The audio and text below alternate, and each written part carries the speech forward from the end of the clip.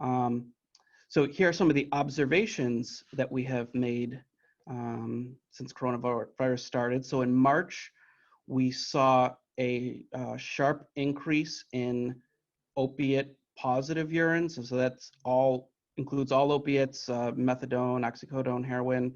So we saw a very steep 10% increase in opiate positive urines.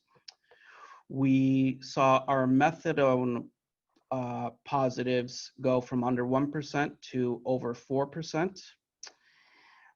We also saw our norbuprenorphine, which is the metabolite of buprenorphine, we saw that number increase from 7 to over 10%. We did see that recover some in April, and I'll show you some graphs in a second, showing you that in a graph format. We actually have seen a 50% drop in our new intakes, which we were not expecting. And so there's a lot of reasons for all of these observations. One, people, the general community is getting, guidance to stay home and reduce person-to-person contact. We're seeing people relapse for a lot of reasons: increased stress, increased anxiety. We all know boredom is one of the most common reasons for relapse. People are fearful; they don't know what to expect. They've got kids at home; they're trying to work and manage kids, and a lot of us are experiencing that same scenario. And then, as we know, some of the guidance provided was to allow people in OTP care or OBOC care, when appropriate, longer take-home prescriptions. And so, inevitably, that was going to lead to, a certain amount of it being diverted, methadone and buprenorphine, and so there's likely more of it on the street to be acquired. All right, so here's probably the most important slide I'm going to show today.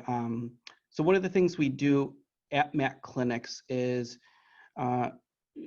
we started gathering data about 2 years ago, and we were analyzing hundreds of pieces of data, and then we kind of figured out which pieces of data were predictive of patient stability. So we initially started assigning individual patients a stability score, and then we realized, well, if we aggregate these scores, we can actually figure out as a clinic, we can start determining, population level performance. So here you see, so this is, over a year's worth of data.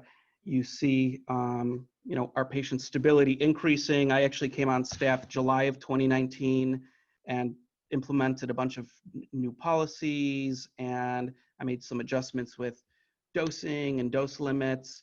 So we continued to nicely see our patient stability index rising just right up until coronavirus started, and then we saw this. Let me just move this window. We saw this drop in our overall patient stability. So a lot of reasons, probably go into that. Some of those observations I just mentioned above probably lead to this drop in our overall patient stability. But we look at this this graph, and it's very worrisome. So here is our rates of all opiate positive urine toxicologies. So in February, we were under 20%, and then going into March, there's where you see an increase of 10%. It's come down a little bit. That was very concerning. Here's our norbuprenorphine negative slide. So We had, historically been right around 7%. And then, mid to late March, we jumped, all the way up to about 11%. That has come down, thankfully. So it means more people are taking the buprenorphine that they're prescribed. And then here's our methadone slide. So, again, historically, we had seen for our patients coming for buprenorphine in the OBOT setting, we'd seen methadone positives, right around the 1%, less than 1%.